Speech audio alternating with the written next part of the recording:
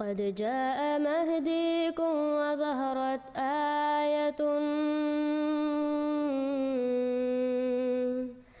فاسعوا بصدق القلب يا فتياني.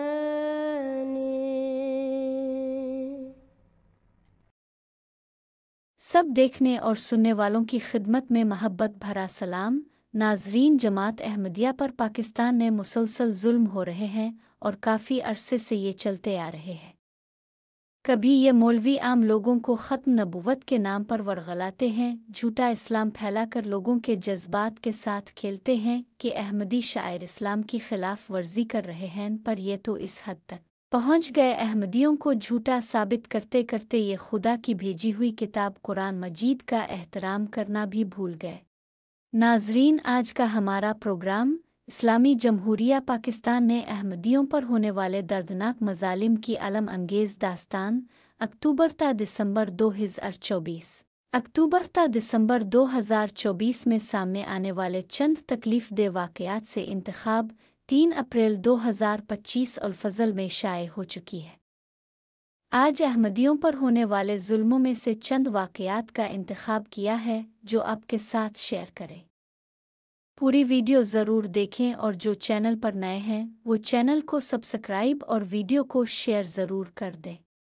गुज़िश्ता कुछ अरसे की तरह उन महीनों में भी जमात अहमदिया को अवामी इज्तिमाआत में इश्तिआल अंगेज़ी से लेकर रियासती सरपरस्ती में मसाजिद पर हमलों जैसे संगीन मज़ालिम का सामना रहा है।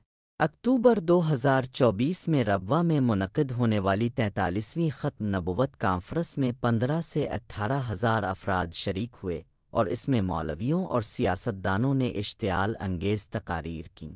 इन तकारीर करने वालों में जमियत उलमा इस्लाम फ़े के सरबराह मौलवी फ़ज़ल अर्रहमान भी शामिल थे।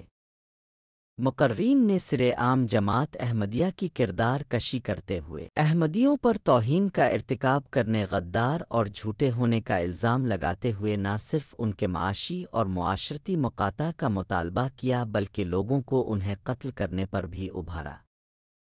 तकारीर में अहमदियों की ज़मीनें ख़रीदने को फ़लस्तीन में सहूनी अबदकारी की मुशाबहत देते हुए यहूदियत और इस्तेमारी ताकतों का इस्तिआरा करार दिया गया और अहमदियों पर इल्ज़ाम आयद किया गया कि वो रब्वा के गर्दो नवा में बरतानवी और यहूदी लाबियों से इमदाद हासिल करते हैं। मौलवी अज़ीज़ अर्रहमान और मौलवी नूर मोहम्मद ने इश्तिआल अंगेज़ी को मजहबी फ़रीज़ा करार दिया और अहमदियों को निशाना बनाने वाले क़वानीन की कामयाबी को सराहा और ऐसी किसी भी तरमीम को मानने से इनकार कर दिया जो किसी भी तरह से अहमदियों के हक़ में जाती है। इस कॉन्फ्रेंस से लाहिक ख़तरात के बाइस जमात अहमदिया की तहरीरी तौर पर इस कॉन्फ्रेंस को रोकने की इस्तदा को भी हुकूमत ने मुस्तरद कर दिया। नवंबर 2024 में अहमदिया मसाजिद को पाकिस्तान भर में हमलों की एक नई लहर का सामना करना पड़ा, जिसका नतीजा बड़े पैमाने पर मेहराबों और मीनारों की मिसमारी और बेहुरमती की शक्ल में निकला। मुतअद्दिद वाक़यात में मुसल्लह गिरोह और पुलिस की मिली भगत के बाइस अहमदिया मसाजिद के मीनार, मेहराब और इमारतों के ढांचे को नुकसान पहुँचाया गया। इनमें सबसे ज़्यादा अहम वाक़यात में 20 मुसल्लह अफराद का फैसलाबाद में हमला और पुलिस की क़यादत में सियालकोट और शेखुपुरा में नुकसान पहुँचाने के वाक़यात शामिल हैं। नवंबर 2024 में 5 से ज़ायद मसाजिद को निशाना बनाया गया।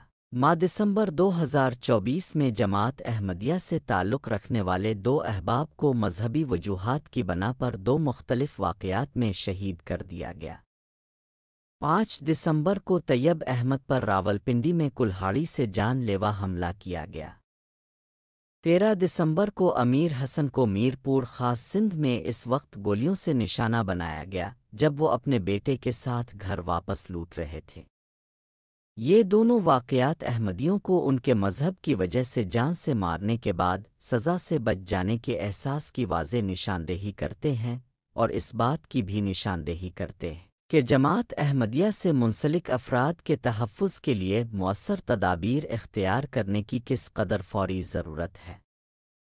इन 2 शहादतों को मिलाकर साल 2024 में अहमदी शहदा की तादाद 6 हो गई। مجموعی طور پر اس عرصے میں ظلم و بربریت کی کہانی احمدیوں کو نشانہ بنانے کی کارروائیوں کی صورت میں رقم ہوتی رہی۔ مختلف اضلاع سے ہراسانی، تشدد اور مقدس مقام کی بے حرمتی کے قابل مذمت واقعات وقوع پذیر ہوتے رہے۔ لاڑکانہ میں 6 احمدیوں کو لوگوں کا مذہب تبدیل کروانے کی کوشش کے جھوٹے الزام کا سامنا کرنا پڑا، جس کے نتیجے میں انہیں گرفتاری اور متشدد گروہ کی جانب سے تشدد کا سامنا بھی کرنا پڑا، جبکہ قانون نافذ کرنے والے اداروں کی جانب سے انہیں کوئی تحفظ فراہم نہیں کیا گیا۔ اسی طرح لودھرا میں محمد اکرم پر توہین کے ایک جھوٹے مقدمے سے حالات کافی سنگین ہو گئے، باوجود اس کے کہ اصلی قصورواروں کا پتہ چل چکا تھا۔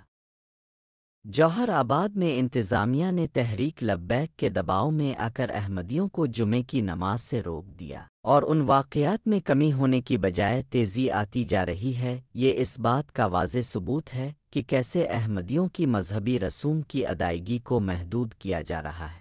ماہ نومبر میں ہی بھلیر ضلع قصور میں ایک احمدی کے گھر پر مسلح حملہ کیا گیا، اور شاہ فیصل کالونی کراچی میں نفرت انگیز کانفرنس کا انعقاد کیا گیا۔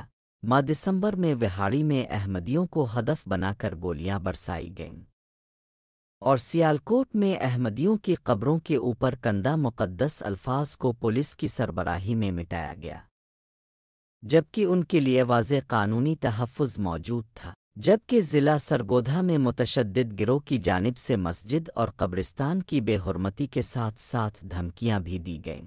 2024 کے اواخر میں 2 بین الاقوامی رپورٹوں میں پاکستان میں احمدیہ مسلم جماعت کے ساتھ ناروا سلوک کو سخت تنقید کا نشانہ بنایا گیا۔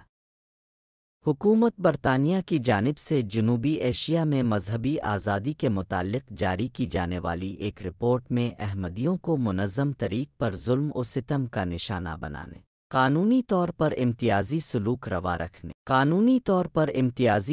روا رکھنے اور احمدیوں کو تشدد کا ہدف بنانے کا ذکر اور اقلیتوں کے حقوق کی حفاظت کے لیے بین الاقوامی کارروائی کا مطالبہ کیا گیا۔ اسی طرح بین الاقوامی انسانی حقوق کی کمیٹی نے انسانی حقوق کی خلاف ورزی، توہین کے قوانین کی مذمت، انتخابی عمل میں حصہ لینے سے محرومی اور احمدیوں پر پرتشدد ہجوم کی جانب سے حملوں کی نشاندہی کی۔ دونوں رپورٹوں میں فوری قانونی اصلاحات، مجرمانہ نفرت انگیزی کے خلاف قانونی کارروائی اور مذہبی اقلیتوں کے ساتھ جاری ناانصافیوں سے نمٹنے اور مذہبی اقلیتوں کو تحفظ فراہم کرنے پر زور دیا گیا۔ اور اگلی ویڈیو تک کے لیے اللہ حافظ۔ کمنٹ سیکشن میں اپنی رائے ضرور دیں۔ ہمارا پروگرام اب سب کہاں سے دیکھ رہے ہیں؟ چینل کو سبسکرائب اور ویڈیو کو شیئر ضرور کر دیں۔